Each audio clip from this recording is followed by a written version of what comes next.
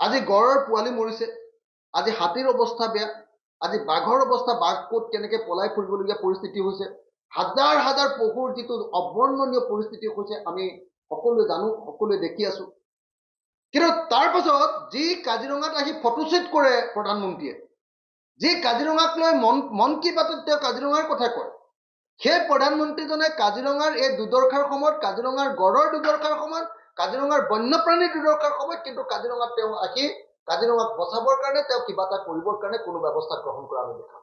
গতিকে প্ৰধানমন্ত্ৰীজনৰ এই যে কৈ থাকে যে নহয় তেওঁ ডিঙিত গামোচা লয়, তেওঁ অসমীয়া মানুহক বহুত ভাল পায়, কিন্তু প্ৰাকৃতিক দুৰ্যোগত খবৰ এটা ল'বলৈ আহিব নোৱাৰা প্ৰধানমন্ত্ৰীজনক আমি গামোচাখন ল'লে বুলিয়ে তেওঁ অসম প্ৰেমী বুলি কেনেকৈ কম কওক? গতিকে এই মুহূৰ্তত মই অতি স্পষ্ট ভাষাৰে ক'ব খুজিছো যে প্ৰধানমন্ত্ৰী ডাঙৰীয়া, অন্তত পক্ষে আপুনি অসমলৈ এবাৰ আহক আৰু নিজৰ চকুৰে আপুনি হেলিকপ্টাৰৰ পৰা নহয় গাড়ীৰে অসমৰ বানপীড়িত ৰাইজৰ এবাৰ খবৰ লওক। প্ৰধানমন্ত্ৰী ডাঙৰীয়া, আপোনাক মই এটা কথা ক'ব খুজিছো, আজি যেতিয়া গোটেই কাজিৰঙাত যেতিয়া গোটেই পশুবিলাক, গড়বিলাক, হাতীবিলাকৰ যেতিয়া বিপৰ্যয় হৈছে, সেই সময়ত আপুনি কাজিৰঙালৈ আহিলে গম পাব যে কাজিৰঙাৰ যিটো এনিমেল কৰিডৰ, আটাইতকৈ ডাঙৰ যিটো এনিমেল কৰিডৰ, সেই এনিমেল কৰিডৰতে আপোনাৰ মুখ্যমন্ত্ৰী হিমন্ত বিশ্ব শৰ্মাই কাঞ্চনজুৰি চাহ বাগিচা আৰু তাত ৰিজৰ্ট খুলিছে। আপোনাৰ সেই মেইন কাজিৰঙাৰ বানপানীৰ ফলে মানে ওলাই যোৱা যিটো এনিমেল কৰিডৰ কাৰ্বি আংলঙলৈ, তাতেই আপোনাৰ মুখ্যমন্ত্ৰী আপোনাৰ কি কয় হিমন্ত বিশ্ব শৰ্মা আৰু আপোনাৰ মন্ত্ৰী আপোনাৰ কেশৱ মহন্ত ডাঙৰীয়াই এই কাঞ্চনজুৰিত হাজাৰ শ বিঘা মাটি লৈ তেওঁলোকে বাগান খুলিছে, তেওঁলোকে গোটেই বাগানত ফেঞ্চিং মাৰি দিছে, তেওঁলোকে বহু যাব নোৱাৰা পৰিস্থিতিৰ সৃষ্টি কৰিছে, তাত ডাঙৰ ডাঙৰ ৰিজৰ্ট খুলিছে, ডাঙৰ ডাঙৰ তেওঁলোকে মানুহ থকাৰ অতিথিশালা খুলিছে, তেওঁলোকে মন্দিৰ খুলিছে, আৰু আনকি একদম ৰাস্তাটো যিটো একদম আমাৰ PWD ডিপাৰ্টমেণ্টে তৈয়াৰ কৰা ৰাস্তা, সেইটোত একদম ৰাস্তাৰ ওপৰত অসমৰ মুখ্যমন্ত্ৰীয়ে ডাঙৰ গেট লগাই দিছে। ৰাস্তাৰ ওপৰত অসম চৰকাৰে তৈয়াৰ কৰা নিৰ্মাণ কৰা ৰাস্তাৰ ওপৰত তেওঁলোকে, পকী ৰাস্তাৰ ওপৰত তেওঁলোকে ডাঙৰ একদম গেট, মানুহৰ ঘৰৰ সন্মুখত যেনেকৈ গেট থাকে তেনেকুৱা ডাঙৰ গেট, মানে 5টামান মানুহৰ সমান ওখ ডাঙৰ গেট লগাই দিছে। এই অসমৰ এই দুৰ্যোগৰ সময়ত অসমৰ ভাৰতবৰ্ষৰ প্ৰধানমন্ত্ৰীক আমি অসম ভ্ৰমণ কৰিবলৈ আহ্বান জনাইছো, আৰু ভাৰতবৰ্ষৰ প্ৰধানমন্ত্ৰীক আমি 50,000 কোটি টকা অসমৰ বানপানী নিয়ন্ত্ৰণ কৰিবৰ কাৰণে, বানপানীৰ দুৰ্যোগক মোকাবিলা কৰিবৰ কাৰণে, বানপানীৰ ক্ষতিগ্ৰস্তসকলক ক্ষতিপূৰণ দিবৰ কাৰণে 50,000 কোটি টকাৰ এটা পেকেজ দিব লাগে বুলি আমি দাবী উত্থাপন কৰিছো, আৰু অসমৰ বানপানীক ৰাষ্ট্ৰীয় সমস্যা হিচাপে ঘোষণা কৰি বানপানী আৰু গৰাখহনীয়াৰ সমস্ত দায়িত্ব কেন্দ্ৰীয় চৰকাৰে গ্ৰহণ কৰিব লাগে।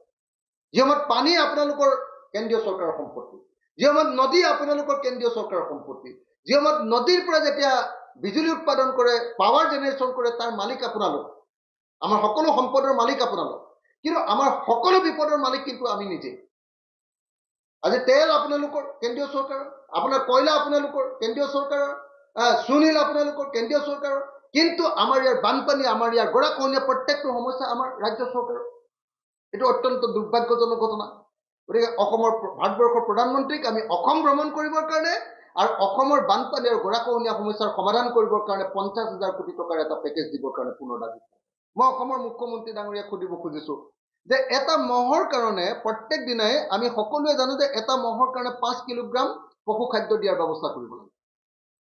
এটা গৰুৰ কাৰণে 4 কিলোগ্ৰাম পশু খাদ্য দিয়াৰ ব্যৱস্থা কৰিব লাগে, এটা ঘোঁৰাৰ কাৰণে প্ৰত্যেক দিনাই 5 কিলোগ্ৰাম পশু খাদ্য দিয়াৰ ব্যৱস্থা কৰিব লাগে, এটা ডাঙৰ গৰুৰ কাৰণে পশুৰ বাবদ 70 টকাকে পৰিয়ালৰ মালিকবিলাকক দিব লাগে, আৰু সৰু সৰু পশুৰ কাৰণে 35 টকাকৈ দৈনিক দিয়াৰ ব্যৱস্থা কৰিব লাগে। মুখ্যমন্ত্ৰী ডাঙৰীয়া, আপুনি কেম্পত থকা এজন বন্যাত্মক, এজন বানপীড়িত লোকক যেনেকৈ দৈনিক 60 টকা দিয়াটো ক'তো দিয়া দেখা নাই আমি, যেনেকৈ এটা গৰুৰ কাৰণে আপুনি এফালেদি 70 টকা আৰু সৰু গৰু এটাৰ কাৰণে এফালেদি 35 টকা দিয়া আমি কেতিয়াও দেখা নাই। অসমৰ মুখ্যমন্ত্ৰী ডাঙৰীয়াক সেইকাৰণে মই অসমৰ এজন বিধায়ক হিচাপে, ৰাইজৰ দলৰ সভাপতি হিচাপে স্পষ্টভাৱে সুধিব খুজিছো যে মুখ্যমন্ত্ৰী ডাঙৰীয়া আৰু কিমান নাটক কৰিব?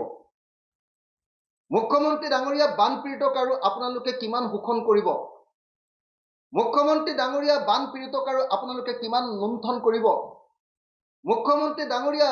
বানপীড়িতক লৈ আপোনালোকে মানৱতাৰ বধ্যভূমিত কেনেকৈ পৰিণত কৰিব, কিমান দিন আৰু এনেকুৱা মানৱতাৰ বধ্যভূমিত পৰিণত কৰি থাকিব? মুখ্যমন্ত্ৰী ডাঙৰীয়াক সুধিব খুজিছো যে আপুনি অসমৰ মুখ্যমন্ত্ৰী হিচাপে সঁচাকে অসমৰ বানপীড়িত ৰাইজক সকাহ দিয়াৰ ক্ষেত্ৰত ব্যৰ্থ হৈছে নে নাই, এই ব্যৰ্থতা আপুনি প্ৰকাশ কৰিব নে নাই? অসমৰ জলসম্পদ দপ্তৰৰ মন্ত্ৰী পীযুষ হাজৰিকা ডাঙৰীয়াক সুধিব খুজিছো যে পীযুষ হাজৰিকা ডাঙৰীয়া, আপুনি যে কৈ আছে যে কংগ্ৰেছৰ দিনত ইমানটা মথাউৰি ভাঙে আৰু আপোনালোকৰ দিনত ইমানটাহে মথাউৰি ভাঙে, মোক পীযুষ হাজৰিকা ডাঙৰীয়া এই সময়ত তুলনা কৰাৰ সময়, এই সময়ত কংগ্ৰেছ বিজেপি কৰাৰ সময় নে এই সময়ত প্ৰকৃত অৰ্থত কিয়নো মথাউৰি ভাঙিলে তাৰ ওপৰত বিহিত ব্যৱস্থা গ্ৰহণ কৰি ভৱিষ্যতে যাতে কোনো পধ্যে মথাউৰি ভাঙিব নোৱাৰে তাৰ ব্যৱস্থা গ্ৰহণ কৰা, দুৰ্বল মথাউৰিবিলাক নিৰ্মাণ কৰিবৰ কাৰণে সকলোকে নিৰপেক্ষভাৱে, যিটো ঠাইত বিৰোধী পক্ষৰ বিধায়ক থাকিলেও নিৰপেক্ষভাৱে দুৰ্বল মথাউৰিবিলাক নিৰ্মাণ কৰাৰ ব্যৱস্থা গ্ৰহণ কৰা, নে আপুনি এই সময়ত কংগ্ৰেছ আৰু বিজেপিৰ ৰাজনীতি কৰি থকা ৰাজনৈতিক ফাকু খেলাত আপোনালোকে ব্যস্ত হ'ব? বান নিয়ন্ত্ৰণ কৰাটোতো ব্যৰ্থই, বানমুক্ত অসম তৈয়াৰ কৰাটো তেওঁলোক ব্যৰ্থই, কিন্তু আটাইতকৈ ডাঙৰ কথা যে বানপীড়িত ৰাইজৰ যি দুৰ্দশা, আজিৰ দিনটোত আপুনি কলিয়াবৰৰ পৰা জখলাবন্ধালৈকে এবাৰ আহকচোন। যেতিয়া অসমীয়া মানুহবিলাকে ৰাস্তাৰ কাষত থকা ফুটপাথ আৰু ড্ৰেইনবিলাকৰ ওপৰত যেতিয়া এনেকৈ ত্ৰিপাল লৈ একেখন বিচনাতে, ত্ৰিপালৰ তলত একেখন বিচনাতে বাপেক মাক ল'ৰা ছোৱালী নাতি নাতিনী আইতাক ককাক একেলগতে যেতিয়া 7জন 8জন মানুহ থাকিবলগীয়া পৰিস্থিতিৰ সৃষ্টি হৈছে, তাৰ পাছত যদি আপোনালোকৰ হৃদয় কঁপা নাই, কেশৱ মহন্ত ডাঙৰীয়া, পীযুষ হাজৰিকা ডাঙৰীয়া, হিমন্ত বিশ্ব শৰ্মা ডাঙৰীয়া, তেতিয়াহ'লে আপোনালোকক আৰু ক'বলগীয়া একো নাই। সেইকাৰণে এই মুহূৰ্তত মই প্ৰথম দাবীটো হ'ল যে বানপীড়িত ৰাইজক আমাৰ ৰিলিফ মেনুৱেল অনুসৰি, ৰিলিফ মেনুৱেলখন অতি পুৰণি, একদম পুৰণিকলীয়া, একেবাৰে ৰাইজৰ কাৰণে সুবিধা নাই, কিন্তু সেই ৰিলিফ মেনুৱেল অনুসৰিও এতিয়ালৈকে মানুহক সাহায্য প্ৰদান কৰা নাই। মই আশা কৰোঁ অসমৰ মুখ্যমন্ত্ৰীয়ে অচিৰে অন্তত পক্ষে আজিৰ দিনটোত ৰিলিফ মেনুৱেল অনুসৰি বস্তুখিনি দিয়াৰ ব্যৱস্থা কৰিব, বানপীড়িত ৰাইজক প্ৰকৃত অৰ্থত মানে তেওঁ দয়া কৰোণা একো কৰাৰ দৰকাৰ নাই, তেওঁলোকৰ অধিকাৰ ৰিলিফ মেনুৱেল অনুসৰি পাবলগীয়া যিখিনি বস্তু, সেই বস্তুখিনি দিয়াৰ, তেওঁলোকে পোৱাৰ যিটো অধিকাৰ, সেই অধিকাৰ নিশ্চয় তেওঁলোকে পূৰণ কৰিব। মানে আজি অসমত এটা একেবাৰে ইতিহাসত নাম থাকি যাবলগীয়া এটা দুৰ্যোগ অসমৰ বানপানী। 2024 চনৰ অসমৰ বানপানীটো অসমৰ প্ৰাকৃতিক দুৰ্যোগৰ ইতিহাসৰ এটা বৃহত্তম, ওৱান অফ দ্য এটা মেজৰ কেলামিটিজ। এনেকুৱা এটা ডাঙৰ দুৰ্যোগ অহাৰ পাছতো কেন্দ্ৰীয় চৰকাৰে যে এতিয়ালৈকে অসমৰ কোনো খবৰ ৰখা নাই, ভাৰতবৰ্ষৰ প্ৰধানমন্ত্ৰীজনে কেৱল মুখ্যমন্ত্ৰীলৈ এটা ফোন কল কৰি, তাকো মুখ্যমন্ত্ৰী আমি হেৰিয়াৰ পৰাহে দেখিছোঁ, ছ'চিয়েল মিডিয়াৰ পৰাহে দেখিছোঁ যে তেওঁক এটা ফোন কল কৰিছে আৰু কৈছে যে ঠিকে আছেনে আৰু যদি কিবা দৰকাৰ হয় মোক ক'বা। সেইটো কথা কোৱাৰ বাহিৰে আন একো যে কৰা নাই, এইটো বৰ দুৰ্ভাগ্যজনক কথা। এইটোৱে হ'ল দিল্লীৰ অসমৰ প্ৰতি যিটো মাহিয়াৰ দৃষ্টিকোণ বুলি কয়, সেই প্ৰকৃত মাহিয়াৰ দৃষ্টিকোণ আমি বিজেপি চৰকাৰৰ, এই নৰেন্দ্ৰ মোদী চৰকাৰ আৰু অমিত শ্বাহৰ এই চৰকাৰৰ দিনত আমি সকলোৱে দেখিবলৈ পাইছোঁ।